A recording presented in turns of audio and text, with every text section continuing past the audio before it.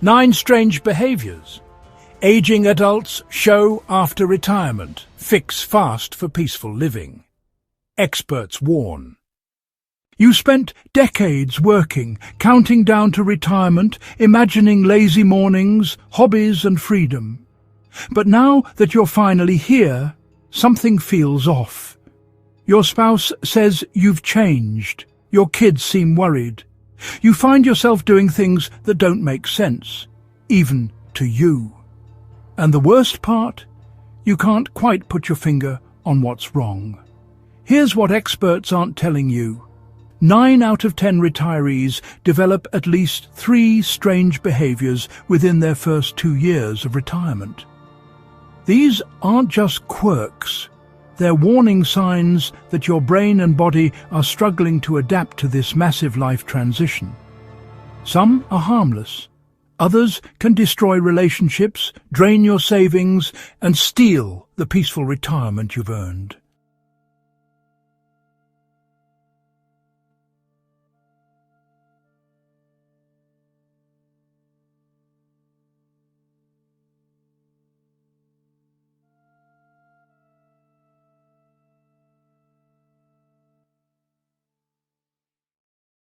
In the next few minutes, you'll discover the 9 strange behaviors that catch most retirees completely off guard. We're not talking about typical adjustment issues. These are specific patterns that psychologists and retirement specialists see repeatedly in their practices. Yet nobody warns you about them beforehand. First, we'll walk through each behavior in detail so you can identify which ones might be affecting you or someone you love. You'll learn why these changes happen, what triggers them, and most importantly, why ignoring them creates bigger problems down the road. Then we'll reveal the underlying causes that most people miss. Understanding the why behind these behaviors is crucial because it changes everything about how you approach fixing them. Finally, we'll give you proven solutions that work specifically for retirees. These aren't generic self-help tips. They're targeted strategies developed by geriatric specialists and retirement counselors who've helped thousands of people navigate this exact transition successfully. Behavior number 1. Compulsive schedule. Filling. The first strange behavior appears innocent at first. You start filling every single hour of your day with activities, appointments and commitments. Your calendar looks busier now than when you were working full-time. You've joined 3 clubs, volunteered for 2 organizations, signed up for 4 classes, and committed to watching your grandchildren twice a week. On paper, this looks like you're thriving in retirement. In reality, it's often a red flag. Here's what's really happening. After spending 30, 40, or even 50 years with structured days, your brain associates busyness with purpose and value. When that external structure disappears overnight, you feel lost and anxious. So you desperately recreate that structure by cramming your schedule full. You're essentially working a full-time job again, except now you're not getting paid and you're running yourself ragged. The problem intensifies because you feel guilty saying no. Someone asks you to join a committee and you think, well, I'm retired, I have time. But time and energy aren't the same thing. You're 65, not 25. Your body needs rest, downtime, and unstructured hours to recharge. Instead, you're rushing from one activity to another, eating lunch in your car and collapsing exhausted every evening. This behavior strains relationships too. Your spouse imagined retirement would mean more quality time together, but you're never home. Your friends can't pin you down for a simple coffee because you're triple booked 3 weeks out. You miss the spontaneity and relaxation that retirement should offer. The psychological toll is significant. Despite being constantly busy, you feel unfulfilled because you're doing everything but enjoying nothing. You're performing busyness rather than living purposefully. And deep down, you're avoiding the uncomfortable question that terrifies many retirees. Who am I if I'm not busy and productive? Behavior. For 2. Extreme money anxiety. Despite financial security. The second behavior catches many retirees and their families completely off guard. You suddenly become obsessed with every penny, even though your finances are stable. You've got a solid pension, decent savings, and your mortgage is paid off. Yet you're checking your bank balance multiple times daily, refusing to spend money on things you need, and losing sleep over expenses that wouldn't have bothered you during your working years. This isn't about being frugal or financially responsible. This is paralyzing anxiety that makes you refuse to replace worn-out shoes, skip necessary medical appointments because of co-pays, or have a meltdown when your spouse suggests eating at a moderately priced restaurant. You've become that person who obsessively clips coupons for items you don't need and hoards sale items because you never know. What's driving this behavior? For the first time in your adult life, money is only flowing out, never coming in. That regular paycheck was more than income. It was psychological security, proof that you could always earn more if needed. Now that safety net is gone. Even though your retirement income covers your needs, your brain fixates on the fact that you're spending down a finite resource with no way to replenish it. The fear intensifies because you're watching friends struggle financially, hearing news about economic uncertainty, and worrying about healthcare costs that could drain everything you've saved. Your mind catastrophizes every expense into a potential disaster that could leave you destitute in your 80s. This anxiety damages your quality of life in profound ways. You deny yourself small pleasures that would bring joy. You create tension with family members who don't understand why someone with adequate resources acts impoverished. Behavior number 3. Social circle collapse. The third behavior sneaks up gradually, then hits hard. Within months of retirement, your social circle shrinks dramatically. Those work colleagues you considered friends, the calls stopped after the retirement party, the neighbours you used to chat with, you barely see them now. Old friends from different life stages, you've lost touch. Suddenly, you realize you can go days without a meaningful conversation with anyone outside your immediate family. What makes this particularly strange is that you finally have time for socializing. Yet, instead of expanding your social network, it's withering. You turn down invitations, stop reaching out first, and find yourself increasingly isolated. Your spouse becomes your only regular social contact, which puts enormous pressure on that relationship. Here's the deeper issue at work. Your professional identity provided built-in social structures and conversation topics. You had status, expertise, stories from work, and shared experiences with colleagues. Strip that away, and many retirees feel they have nothing interesting to contribute. You worry you've become boring. What do you talk about now? Your doctor's appointments? The weather? That thing you saw on television? This fear of being irrelevant or uninteresting makes you withdraw. You convince yourself others are too busy for you or won't want to hear about your quiet retired life. So you stop initiating contact. When people do reach out, you decline because you feel you have nothing to offer the conversation. It becomes a self-fulfilling prophecy. The isolation compounds other problems. Without regular social interaction, cognitive decline accelerates. Depression risk skyrockets. Your world becomes smaller and smaller until it's just you, your home, and maybe your spouse. Research shows that social isolation in seniors is as dangerous to health as smoking 15 cigarettes daily, yet it's happening to millions of retirees. Family members often don't notice until it's severe. They assume you're enjoying retirement, not realizing you're spending entire days alone, speaking to no one. Behavior. 4. Obsessive home improvement projects.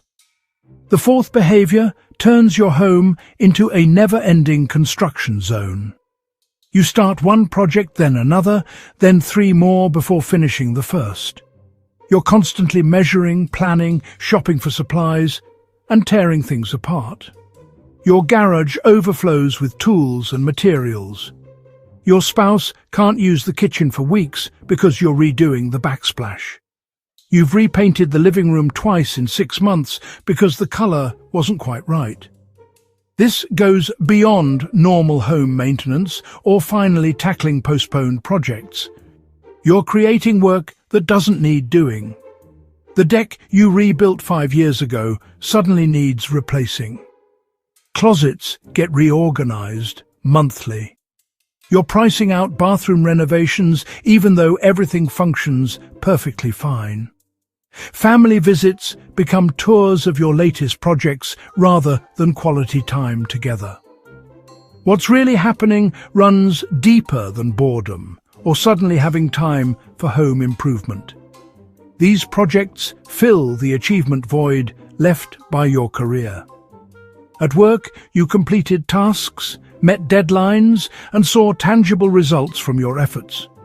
That sense of accomplishment gave your days meaning and structure.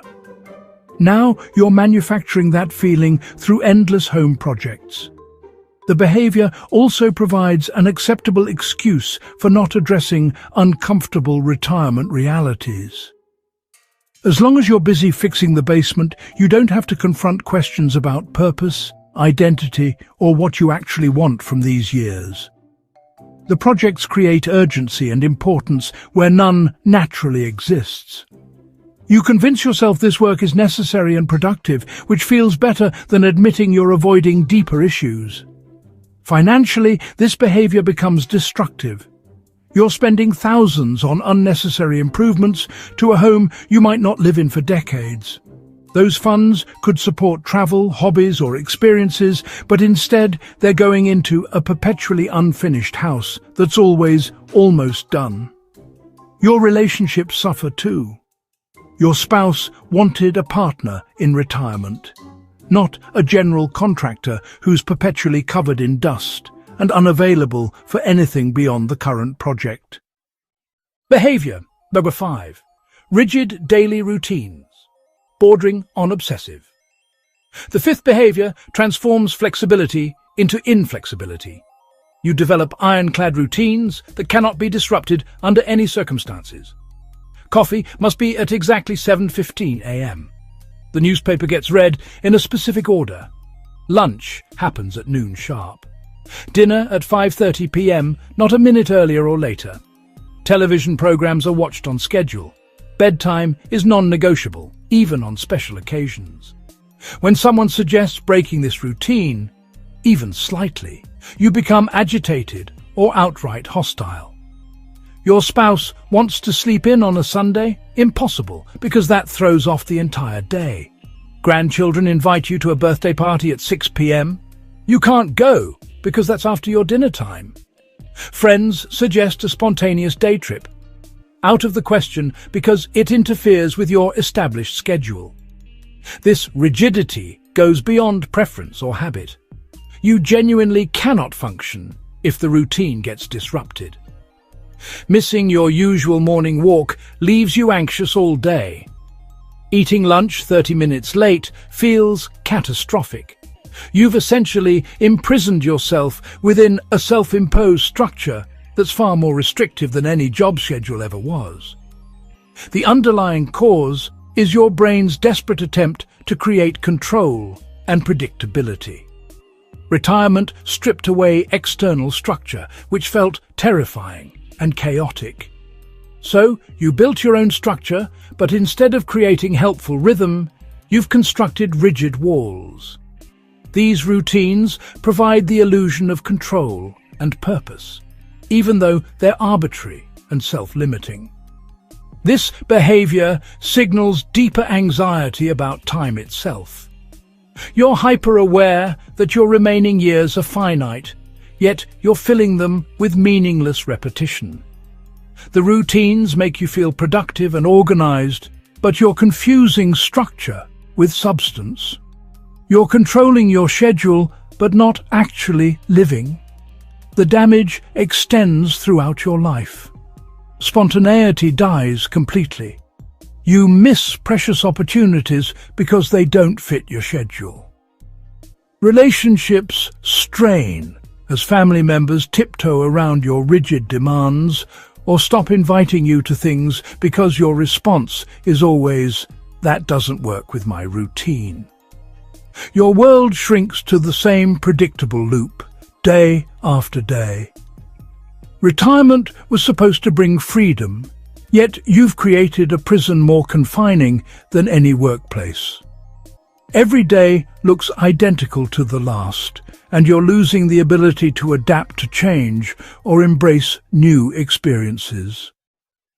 Behavior, the 6, compulsive advice. Giving and correcting others. The 6th behavior turns you into someone nobody wants around. You can't stop offering unsolicited advice, correcting people and explaining how things should be done. Your adult children dread your visits because you critique their parenting, cooking, home maintenance, and life choices. You interrupt conversations to point out factual errors or add unnecessary details. Cashiers get lectures about efficiency. Strangers receive your opinions on their purchases, driving, or phone conversations. This isn't occasional helpfulness or sharing wisdom. You've become relentlessly critical and instructive, unable to observe anything without commenting on how it could be done better. Your spouse can't load the dishwasher, fold laundry, or drive anywhere without your constant commentary. Friends stop sharing personal matters because they know you'll immediately tell them what they did wrong and what they should do instead. What's driving this exhausting behavior? For decades, people valued your expertise and sought your professional opinion. Your knowledge and experience mattered. People listened when you spoke, implemented your suggestions, and respected your judgment. That validation was central to your identity and self-worth. Now, nobody needs your professional expertise anymore. Your former colleagues moved on. Your replacement at work is doing things differently. The industry has changed. Your relevance in that arena vanished overnight. So you're desperately trying to reclaim that expert status by positioning yourself as knowledgeable about everything else. If people won't seek your advice, you'll force it upon them anyway. The behavior also masks fear about your diminishing role. If you're not useful, if you're not the expert, if you're not actively improving things through your input, then what value do you provide? Constant advice giving becomes proof that you still matter, that you still have something important to contribute. The reality is painful to witness. People aren't grateful for your input. They're irritated, avoiding you, or openly asking you to stop. Your relationships are suffering because nobody enjoys being around someone who can't let anything pass without correction or improvement. You've confused being knowledgeable with being wise, and offering information with offering value. Your grandchildren especially suffer from this behavior. They need a loving grandparent, not another authority figure pointing out their mistakes. Behavior 7. Nostalgic living and past glorification. The 7th behavior locks you in a mental prison of yesterday. Every conversation circles back to your working years. You constantly compare the present unfavorably to the past. Modern technology is inferior to how things used to be. Today's workers don't have the work ethic your generation had. Music, television, food, manners, everything was better decades ago. You've stopped living in the present and instead exist in an endless loop of back-in-my-day stories. Your home becomes a museum to your former life. Awards and plaques dominate the walls. Your office or den remains frozen exactly as it was during your working years, complete with outdated equipment and old business cards. Photo albums get reviewed repeatedly. You tell the same career stories so often that family members can recite them verbatim. New experiences hold no interest because nothing can compare to your glory days. This behavior reveals a painful truth you haven't accepted. You peaked in the past and don't believe anything ahead can match it. Your identity remains fused with who you were professionally, not who you are now. The present feels empty and diminished compared to when you had status, recognition, and professional accomplishments. So you retreat into memories where you felt important and valued.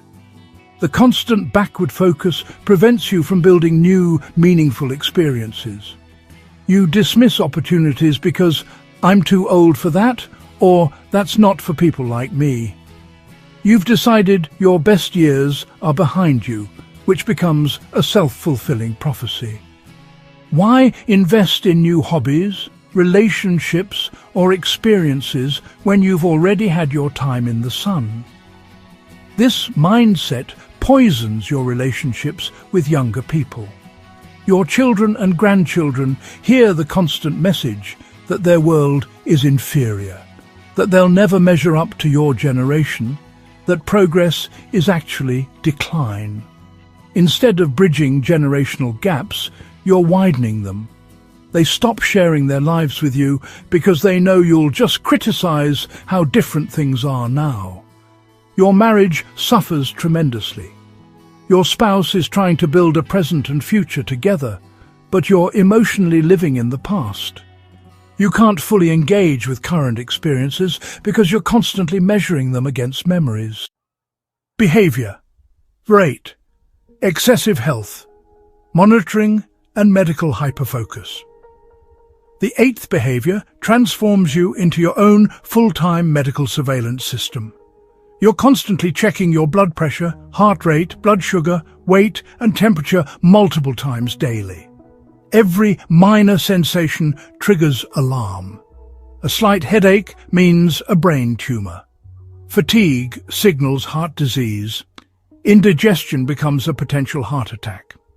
You've bookmarked dozens of medical websites and spend hours researching symptoms that healthy people wouldn't even notice. Your medicine cabinet looks like a pharmacy. You're taking supplements you saw mentioned online, trying remedies from articles you barely understood, and keeping meticulous logs of every bodily function. Doctor appointments dominate your calendar, and you've become a regular at urgent care for issues that don't require immediate attention. You've switched physicians multiple times because they aren't taking your concerns seriously when they tell you nothing is wrong. This behavior goes far beyond reasonable health awareness. You're interpreting normal aging processes as medical emergencies. Your conversations revolve entirely around symptoms, medications, and doctor visits. Friends avoid asking, "How are you?" because they'll get a 20-minute organ recital. Family members feel helpless listening to your endless health anxieties, while medical professionals assure everyone you're reasonably healthy for your age. The root cause is the sudden awareness of mortality that retirement brings. When you were working, you felt vital and focused on the future. Now, time stretches ahead with no clear purpose, and you're hyper-aware that your body has an expiration date. Every normal ache or pain becomes evidence that the end is approaching. Health monitoring gives you something concrete to control when everything else feels uncertain. There's also the attention factor. During your working years, people noticed your professional accomplishments. Now, that's gone, but health problems get immediate attention and concern from family. Subconsciously, medical issues become a way to feel important and cared for again. Your ailments, real or imagined, make people check on you, visit, and prioritize your needs. The irony is devastating. This constant health anxiety actually damages your health. The stress of perpetual worry elevates blood pressure, disrupts sleep, and weakens your immune system. You're creating the health problems you fear. Meanwhile, you're missing out on living because you're too busy monitoring whether you're still alive. Your quality of life plummets. You refuse activities because of health fears. Travel seems too risky. Exercise might trigger something. New foods could cause reactions. You've built a fortress of caution around yourself, but you're not protecting your health. Behavior the 9. Identity crisis, shopping and hobby hopping. The 9th behavior turns you into a consumer of identities rather than a builder of one. You're constantly buying equipment for hobbies you'll abandon within weeks. Your garage holds 3 barely used bicycles, golf clubs still in plastic, a kayak that's never touched water, woodworking tools collecting dust, and art supplies from your brief painting phase. Each purchase represented a new version of yourself that you were certain would finally feel right. This isn't exploring interests or trying new things. You're spending thousands chasing an identity that feels as meaningful as your professional one did. You see someone enjoying photography, so you buy an expensive camera and all the accessories, convinced this will be your thing. 2 weeks later, the camera sits unused while you're researching what equipment you need to start brewing beer. Next month, it's learning guitar, then wood carving, then bird watching. The pattern is exhausting and expensive. Each hobby starts with intense enthusiasm and significant financial investment. You research obsessively, buy premium equipment, because if you're going to do something, do it right, and announce your new passion to everyone. Then reality hits. The hobby requires sustained effort, patience, or doesn't immediately provide the fulfillment you desperately need. So you abandon it and start scanning for the next thing that might finally make you feel whole. What's really happening is you're trying to purchase purpose. Your professional identity took decades to develop through experience, mastery, and relationships. Now you're expecting a hobby to instantly replace all that depth and meaning. When it doesn't, you assume you picked the wrong hobby rather than recognizing that identity and purpose can't be bought or quickly acquired. This behavior also reflects panic about running out of time. You're 65 or 70, acutely aware that you can't spend years developing expertise in something new. So you try everything superficially, hoping something will immediately click and give you that sense of mastery and identity you're missing. But meaningful engagement requires exactly what you're not giving: time, persistence, and acceptance of being a beginner. Your family watches this cycle with concern and frustration. They see the money disappearing into abandoned hobbies. They hear your enthusiasm knowing it will fade. They're tired of your home being cluttered with expensive equipment for activities you no longer do. Now that you recognize these behaviors, here's how to fix them. These strategies come from geriatric psychologists and retirement counselors who've guided thousands through this transition successfully. First, accept that retirement is a psychological process, not just a financial one. Your brain needs time to rewire after decades of work-based identity. Give yourself at least 2 years to adjust without judging yourself harshly. Second, build a personal mission statement for this life phase. Write down 3 specific ways you want to impact others and 2 experiences you want to prioritize. This creates direction without recreating the busyness trap. Third, establish connection hours where you engage socially without agenda. Join 1 meaningful group, not 5. Quality relationships matter more than packed calendars. Fourth, create a realistic budget that includes joy spending. Calculate what you can comfortably spend monthly on experiences and pleasures. Seeing those numbers removes abstract money fears. Finally, practice the 6-month rule for hobbies and purchases. Commit fully to one interest for 6 months before starting anything new. This builds genuine skill and satisfaction. These 9 behaviors aren't character flaws. They're normal responses to one of life's biggest transitions. The difference between struggling retirees and thriving ones isn't luck. It's recognizing these patterns early and taking intentional action to address them. You've worked hard for decades to reach this point. You deserve a retirement that feels fulfilling, not confusing or anxiety-filled. The strategies we've shared today work, but only if you implement them.